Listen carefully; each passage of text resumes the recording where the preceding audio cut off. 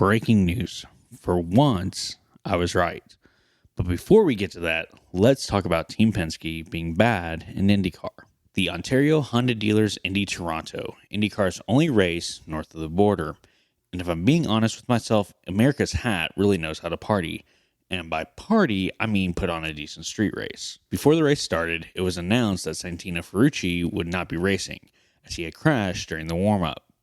Insert sad bald eagle noises. Colton Herta remembered he was supposed to be a good driver and landed on pole alongside Darth Pillow.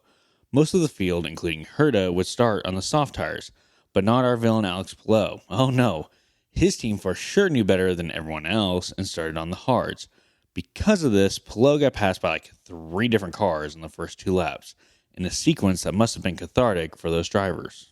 On lap 2, Scott McLaughlin would come into pit and ditch his softs. However, his left rear tire changer didn't get the wheel nut on tight, so naturally, his tire fucks off like the French Army in 1940. This puts him into the wall and ends his race. In the interview afterwards, out of medical, Scotty Mack was legitimately on the verge of tears. Every week I watch these races and think surely Team Penske's year can't get any worse. But like political discourse in this country, it keeps getting even more wild. The problem for me is running out of words to describe it. Now, obviously, I'm a wordsmith on the level of Shakespeare and Ulysses, but I've called it the Penske Penance and the Penske Pain, but my alliteration is failing me. So we're just going to start calling it what it is, the Penske shit stain of terrible. So anyway, the race goes back to green and we get some classic road course action until lap 14, when Christian Rasmussen and Will Power have a ding-dong. Ding-dong is the wrong word. Will Power said, "Make like a tree and get the fuck out of here," sending Rasmussen into the wall, tearing up his front end. Will Power is an absolute menace to his fellow drivers, like Ross Chastain or Carson Hocevar levels of not giving a fuck.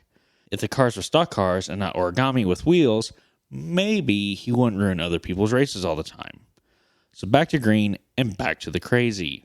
Then on lap 30, Alexander Rossi gets wide in the corner and tears the tire off his right side, destroying the suspension and ending his day. What we got following that was a detailed report with the telestrator of how the wall was not straight. Because this is Fox and we got to show all the not relevant parts. When the field goes back to green, Jacob Abel taps the side of Louis Foster, sending him into the wall where his car would mount Joseph Newgarden. This is the latest Penske shit stain. A quick recap of Joseph's season so far compared to last year. Last year he won Indy, he ran Road America, and he finished a respectable 8th in points even after being disqualified for the Penske shenanigans at St. Pete. This year, 6 DNFs and sitting 16th in points. Once again, the field goes green on lap 43, and the final Team Penske car of Will Power winds up in the wall. At this point, I'm convinced that Voltec from Fallout is actually real and exists, and is running an experiment on Team Penske to see just how much bullshit one team can handle in a season. Pato O'Ward would end up getting the lead of the race and would work on holding Arenas VK until, with 3 to go, Nolan Siegel would hit Rosenquist and end the race under yellow. How exciting. This is 2 wins for Pato and 3 races, and everyone's saying, oh, championship back on? No, it's not back on. Pato O'Ward is second in the standings, but is 99 points behind Darth Pillow. Pato could win the next 2 races, leading the most laps and getting pole, and Pillow could literally show up, qualify, run 1 lap, and then fuck off, and Pato would only gain the lead of the championship by 4 points. Do you really think Alex Pillow is going to finish in the bottom 9 at the same time that Pato dominates 2 races? I think not. But knowing me, Pillow will yeet himself off the track every week going forward just to spite me. Now from America's hat to the annoying mole on America's butt, the Auto Trader Echo Park Automotive 400 at Dover. Chase Elliott would get the pole during a rained-out qualifying, meaning half the field was all sorts of jumbled up, kind of like Joe Biden's brain for the better part of his presidency. Chase would keep the lead through the entirety of Stage 1 and get the stage win. And I only mention the stage because Chase won it. On lap 260, Christopher Bell would spin from second after the restart. He had won Stage 2 and led over 50 laps before this. Somehow he managed not to collect the rest of the field and would get away without any real damage. How classy.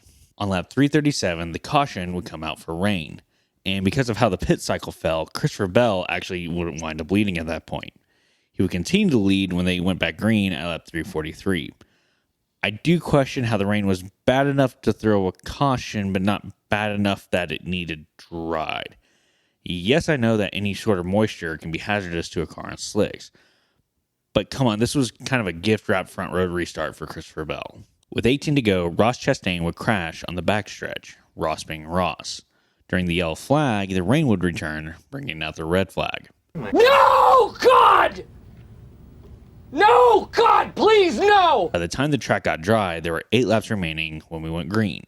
Coming back around the track to the line, Christopher Bell would spin again, but this time he would manage to cause problems in the field. Noah Gragson, out of solidarity for the plight of Christopher Bell, would also spin trying to avoid the crash.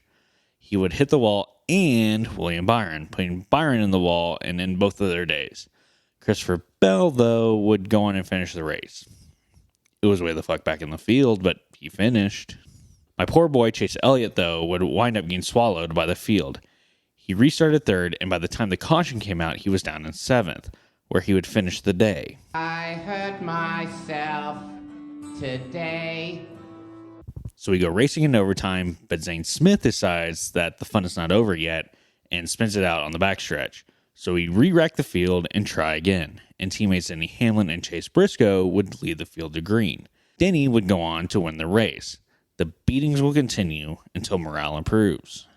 Let's talk about the race overall. Surprisingly, I kind of enjoyed this race. I know, a fairly controversial take. I think I'm most happy to be off road courses this week and to see Chase Elliott out front for a bit. And honestly, this race wasn't the straight parade that, say, Bristol was this year. Was it the best race ever? No. But it was a normal race. You had tires falling off and actually mattering, lead changes, battles throughout the field, and a fair amount of luck on top of skill and strategy. However, we could absolutely do better, but not until NASCAR admits the car is fucked. Less downforce and aero blocking, more horsepower, and send the current class of executives into orbit. Now to the awards before I have a stroke. The holy fuck I was right about something award goes to me for saying that Shane Van Gisbergen would finish outside the top 20. He would end up finishing 30th, 7 laps off the lead. To be fair to SVG, his tire was going down on like lap 2, putting him almost 4 laps down before the race would even really get underway. The This Is Why No One Likes You, You Big Dumb Dipshit award goes to Will Power for bodying Christian Rasmussen in Toronto. Will Power likes to complain about other drivers not racing fairly, and then does dumb stuff like that. Come on, Will.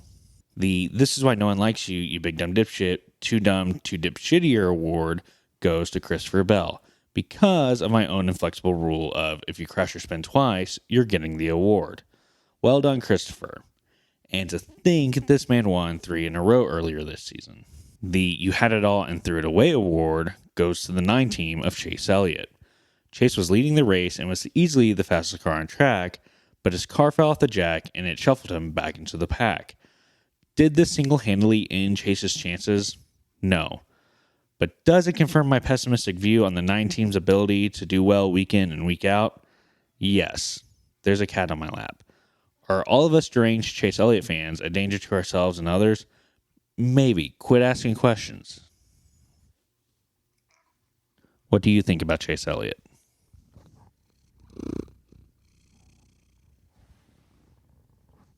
I agree. The Seriously How Unlucky Can You Be award goes to Joseph Newgarden. No, scratch that. All of Team Penske. Look, I get it. Penske has had 2 major cheating scandals over the last 2 years, and that's not a great look, especially when your team owner also owns like the Indianapolis Motor Speedway and the series overall, I believe. However, to quote the great warrior poet, Mr. Rogers, stay strapped or get clapped. And to quote every driver, crew chief, engineer, and anyone ever associated with racing ever, if you ain't cheating, you ain't trying. But how the hell does this team go from winning Indy last year to DNFing races like Deshaun Watson racks up allegations? I don't have an answer. That's a real question. The What the Fuck Are You Doing award goes to NASCAR for setting the conditions for 2311 and Front Row Motorsports to no longer be a part of the sport. Now look, that's overstated. Both teams are still racing, but are now running as open teams, meaning they get less money from NASCAR and no guaranteed spot in the field. NASCAR has a long history of laying down the law on teams and drivers. In fact, doing the dumbest and most bullheaded thing is their entire identity. But this whole saga seems like NASCAR just straight up bullying the teams. Not a great look in my opinion. So to review, Team Penske has all the luck of someone finding a four-leaf clover in Hiroshima in 1945. Chase Elliott is leading the points while causing me more hair loss. NASCAR whips it out on the table, but only comes across looking like a douche. Denny Hamlin blesses the reins down in Dover, and Mr. Rogers was locked and loaded in case the neighbors a block over wanted to fuck around and find out.